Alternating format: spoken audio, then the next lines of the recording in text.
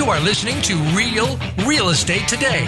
To reach Deb Tomaro or with questions and comments about the show, please send an email to Deb at realrealestatetoday.com. That's Deb at realrealestatetoday.com. Now, back to this week's program. Welcome back. So I have to tell the story real quick because Karen apparently hasn't really heard the whole story. I've been out of touch for a few days, but I had a friend tell me. So I've had an interesting week or so in real estate, and I've been trying to post it on my personal Facebook page, which anybody can look at. So to share so that people really know what I do, because it's not like $1 million listings where we're walking around in high heels and Power martinis suits. and whatever. So I was showing this house, and my clients, one was pregnant, and it was her and her mother, and went through the house. It had been raining for days and days and days, and went through the house, went out the back door, and I unlocked the deadbolt. We walked out the back, and then I thought, oh, it's raining, so I should probably close the door behind me, and I closed it, and then I thought, shit, and the door was locked. Okay, well, that's fine, because the front door was wide open, just the storm door, because we had gone in and left the front door, basically open. So I just need to go around the front. I'm in this fenced backyard. There's 3 gates. I can't get any of them open. One of them I can see is padlocked. 2 of them I can't, one of them I can't figure out why I can't get it open. And the other one, there is 3 inches of mud along the bottom that we could get it open about 6 inches, but who can squeeze nobody through? can squeeze through there, right? And oh my gosh, it's raining. I'm covered in mud. My shoes, I still haven't cleaned them because I'm I think I might just throw them out. And so we had a big stick. We were digging at the mud, trying to get the stupid gate open. There was 3 of us pulling on it. I thought we're going to break this freaking gate. And then I so I'm I'm going to try the other gate that I can't figure out how I was having trouble with. I thought, let me go try that one. We're trapped in the backyard. And so I'm running back to this first gate. I call my friend because I'm not far from my office. So I call my friend who's a realtor here at my office thinking, if she's at the office, maybe she can come save us. Right. Come let us out. And so she picks up and I'm like, are you at the office? I'm babbling, not even making sense. And I'm I'm trapped. And she's oh my God, what's going on? And she's freaking out. And then at the same time, I'm pulling on this other gate and I got it open. And I was never mind. And I hung up. And she called me back. She goes, what the hell? Yeah. And I think she thought I got trapped on a balcony, because that's happened before too. You go out on a property that has a balcony and you get trapped. Anyways. Yeah. So typical day in real estate. There you go. All right. So I want to talk this last segment. I'm sure I only have a few minutes, but I want to talk about the idea of value. One of my favorite topics, but we talked about it in the seller's market. It's hard to know what value is, to be honest. Mm-hmm. It's not some spreadsheet. It's not, a specific price per square foot. You don't just put numbers into a formula and come up with what a value is. A seller wants what a seller wants. And so I have this visual that isn't going to do any good because we're on radio. But basically, if you hold your 2 fingers up in front of you, 1 and a 1, and then you cross them so that your knuckles are crossed. Rachel's laughing at me because we need to take a picture to no one, right? And your knuckles are crossed. Where that point is, where the knuckles cross, that's where you have value, right?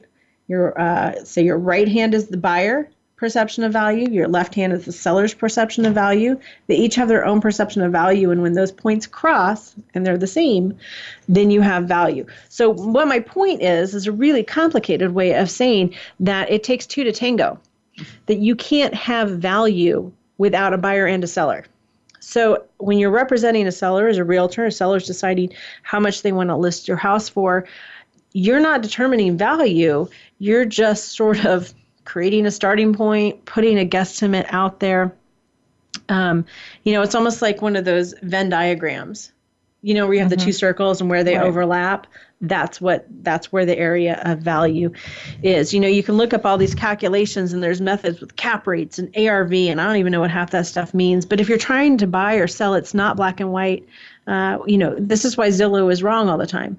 They're sending me these. Have you ever claimed your house on Zillow? I have. Do they send you emails? They send me updates when there's a change. Yeah. Yeah. So I got one a couple weeks ago, and they were like, the value of your home's gone up $257. How you get that close? I'm not that good. And it's not. It's just because they're just using data, and they're taking out the human factor, which is really part of what goes into it. A buyer's only comfortable paying what a buyer's comfortable paying, and a seller wants what a seller wants. And sometimes those two things don't match. I'm continually puzzled by buyers, and I don't know if you've ever talked to anyone like this come into your office, because I know sometimes they ask you for advice on pricing, like how much should I offer, and you're like, that's not my job. Yeah, that it does happen quite a bit. Yeah, but I'm puzzled by buyers who see an overpriced house, because they're out there, and they say, well, we'll just offer less. They have to take it because they know their house isn't worth that much, but they don't have to take it. The sellers don't have to take, your offer. It doesn't have to make sense. It doesn't have to be logical. So sometimes you just kind of have to move on. And I get a lot of buyers who seem kind of fixated on that. Well, that house is overpriced, but we'll just offer less, and they'll take it because that's what people do. That's what people do. Mm-hmm. It's a fair price. No, that's not what it's about. It makes me think of we go to Maine every summer, and I'm always amazed at all the houses for sale, but it's one of those kind of like a make me move price, like Zillow has make me move. Like, yeah, I would move if someone wanted to pay, $1 million for my house.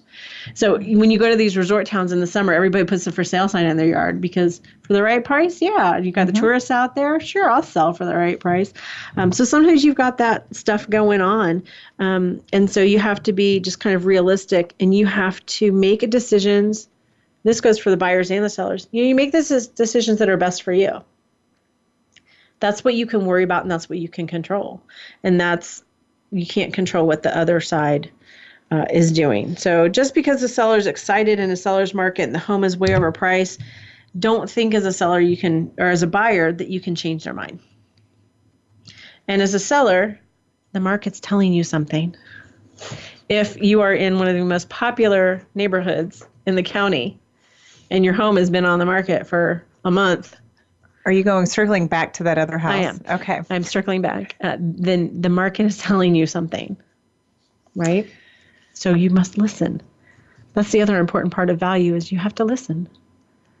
Because when we start, our starting point with a listing, it's a guesstimate. Mm-hmm. That's really all it is. It's not a fact. It's a guesstimate. And so we have to listen to the feedback about that guesstimate. So listen. Okay, let's see. I had so much to cover today, and I kind of had to skip some of it. And so I just want to go back through my notes and see if there's anything else. I want to talk real briefly. I've got like 2 minutes.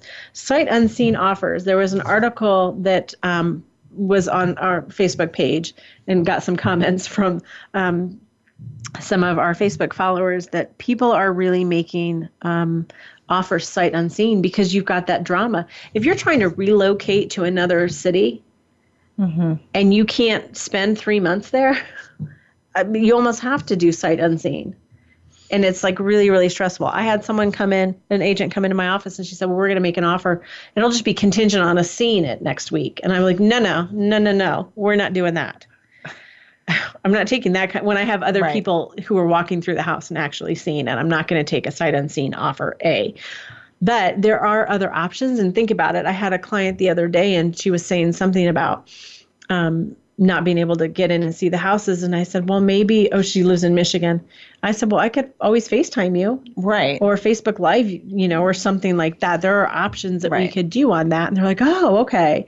So that certainly is an option so that you don't have to do that sight unseen. Because if I had a seller, and I have, if I get offers sight unseen, no, I am not comfortable with that. Right. I'm sorry. So, but that is happening, and the numbers are amazing. If you read the article, I don't think I have it. Oh, I have it pulled up. And it's like in some markets, 35 to 40% of the offers that are being made are sight unseen. Wow. It's that crazy. So just think about that too. I do sympathize. If you are moving to town and you're in a seller's market like this, you're probably going to need to rent for a while, because you're going to come in for a weekend. You see realtors all the time saying, I have buyers coming in for this weekend. They have to make an offer on something. Well, good luck. The only good part about that as a realtor is you'll probably be selling it in 6 months because they'll hate it. want to buy something else. All right, so that is our little discussion today on navigating a seller's market. Hopefully that was some useful information for you. If you have more questions, always welcome to hit me up. Facebook's probably the easiest way to do that. You can find me, and I'm happy to help in any way I can. Thank you for tuning in today. This was Real Real Estate Today, your home for smart real estate.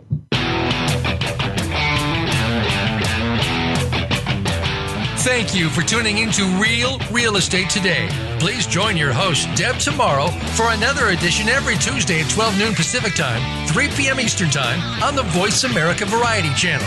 Until next week, take care of your home. It's one of your most important assets.